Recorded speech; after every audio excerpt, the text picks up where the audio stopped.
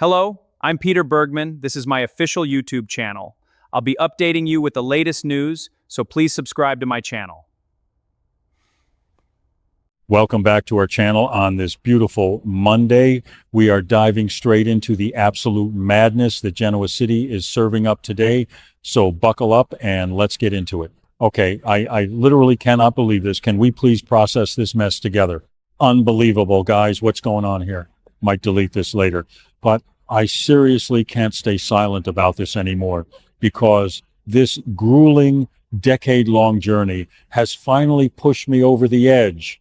I am running on zero sleep. It is the middle of the night, and I just had to hit record because the sheer audacity of these storylines is single-handedly testing my sanity.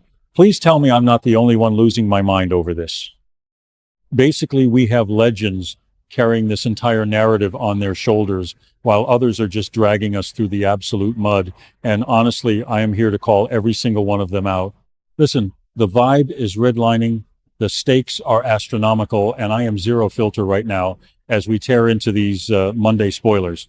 Look, let's start with the absolute circus happening over at the GCAC. Suddenly, we have Nick Newman playing some twisted, desperate version of Let's Make a Deal, and honestly, it is physically painful to watch.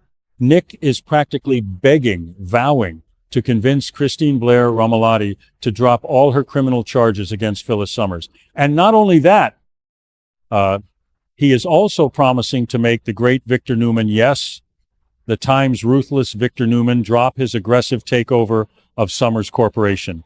Honestly, wait, why are we like this? Why is Nick throwing himself on the sword for Phyllis when she is literally holding Matt Clark hostage as a bargaining chip? Phyllis is standing there absolutely unbothered, insisting that Nick has to keep his promise and secure her company's future times before times she hands over Matt. Basically, she is weaponizing a literal psychopath to save her corporate empire. It is a total game changer, but also a major flex of pure, unadulterated toxicity.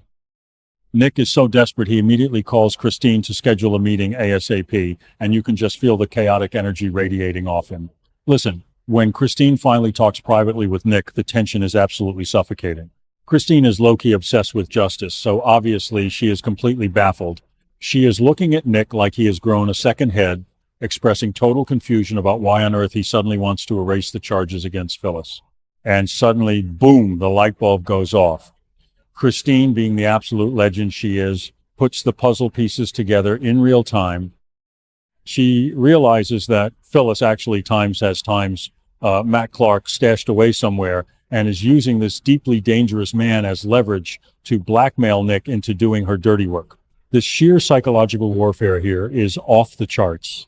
Christine is absolutely furious, and honestly, she has every right to be.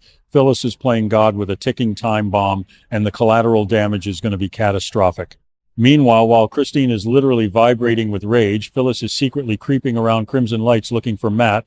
But wait, enter Sharon Newman, coming in hot to absolutely wreck Phyllis's day. Sharon spots Phyllis holding 2 cups of coffee, and honestly, the detective work here is top tier. Sharon immediately calls her out, unleashing absolute fury and demanding to know why Phyllis bought a second cup. Phyllis, lying through her teeth, tries to claim she bought it for Lauren Fenmore Baldwin. Look, nobody is buying that. Sharon knows exactly what is going on. She knows Phyllis is harboring Matt to manipulate the Newmans. Sharon completely corners her, arguing that Matt is a profoundly dangerous, pathological liar who literally thrives on causing other people immense pain. Sharon is practically screaming at her, warning Phyllis that she is going to be Matt's next victim if she doesn't stop playing with fire. And honestly, Sharon knows a thing or two about being manipulated by dangerous men, right? I mean, remember when Sharon was dealing with her own dark eras, running around town setting fires, and dealing with all that historical trauma? The psychology is so real, and she is projecting all of that onto, whoa, I've really gone off chasing butterflies into another dimension. Bringing the signal back, let's stick to the script. The point is, Sharon is applying immense pressure, begging Phyllis to just hand Matt over and do the right thing for once in her miserable life. But no, Phyllis is stubborn as a mule. She absolutely refuses, insisting that securing the future of Summers Corporation is her number one priority. Basically, she is willing to risk everyone's lives just to keep her CEO chair warm. It is infuriating. Suddenly, we cut over to society, and the vibe completely shifts into a dark, paranoid thriller. Adam Newman is pacing around, absolutely sick with worry that Nick's reckless deal with Phyllis is going to cost the Newman family their chance to reclaim their corporate empire. Chelsea Lawson is sitting there, trying to be the voice of reason, arguing that Nick actually has the right idea because taking down a lethal threat like Matt Times has times to take priority over corporate greed. But Adam? Oh, Adam drops a nuclear bomb on the entire narrative. He finally admits his darkest fear. He is absolutely convinced that Nick is using drugs again. Yes, you heard me. Adam believes Nick is using this entire chaotic Matt situation as a massive distraction to avoid facing his own demons and going to rehab. Honestly, my jaw hit the floor. The psychological layers here are insane. Is Nick really spiraling that hard? Actually, wait, maybe Nick is just stressed from the blackmail? No, Adam knows his brother. Adam is terrified that Nick is going to completely lose control, and the stakes are so high that Adam decides he has to run and share all of these horrifying suspicions with Victor. Can you even imagine Victor's reaction? The great Victor Newman finding out his golden boy is allegedly back on drugs while simultaneously bargaining away the family's corporate conquest to Phyllis? It is a recipe for an absolute Newman family implosion, and I am low-key obsessed with how messy this is getting. The digital native pulse of this show right now is just pure adrenaline. But wait, we haven't even gotten to the most unhinged part of the episode. Let's talk about the Park Cafe. Matt invites Patty Williams to meet him, and suddenly we are thrust into the weirdest, most toxic, trauma-bonding session in Genoa City history. Matt's head is completely spinning. He is questioning his entire past, wondering if he is truly the evil monster everyone claims he is. And Patty steps up and gives him the emotional support he is desperately craving. She tells him that Phyllis has been bad-mouthing her, and then Patty just casually admits that she has her own massive laundry list of crimes. She is literally trauma dumping on him, but Matt doesn't judge her. Basically, Patty points out that they are kindred spirits. They've both been institutionalized, they both had treatment, and they are both struggling to find their place in a world that hates them. Oh, and they both have powerful families that absolutely despise them. Listen, Patty is playing 4D chess right now. She insists they have never met before, and Matt is genuinely feeling this deep kinship with her, but he is torn because he knows that trusting Patty means betraying Phyllis. And that is exactly when Patty goes in for the kill. She starts dropping absolute truth bombs, giving Matt a million valid reasons why Phyllis is the biggest snake in the grass. Suddenly, Matt discovers the ultimate betrayal. Phyllis lied to his face about being Noah Newman's stepmother, and it gets worse. Patty reveals that Phyllis and Nick Newman share a daughter, Summer Newman. Boom! The illusion shatters.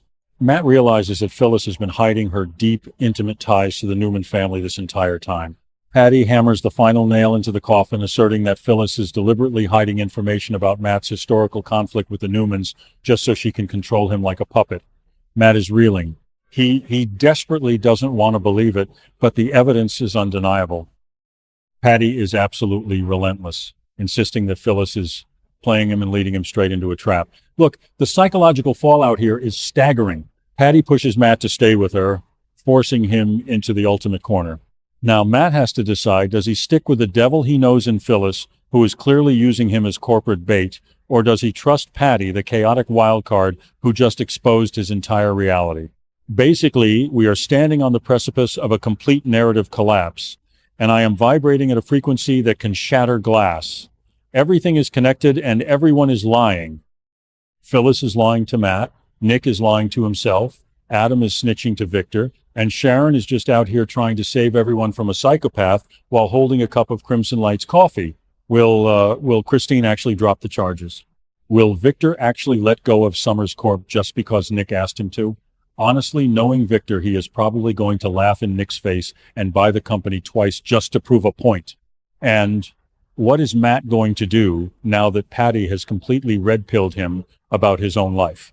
This isn't just drama. This is a masterclass in psychological destruction, and I am strapped in for the ride. I need to go lie down. Or maybe I just need to rewatch this entire sequence 5 more times. I am officially out of my mind. Thank you for watching my video. I will be updating regularly with the latest news, so please remember to subscribe to my channel to support me.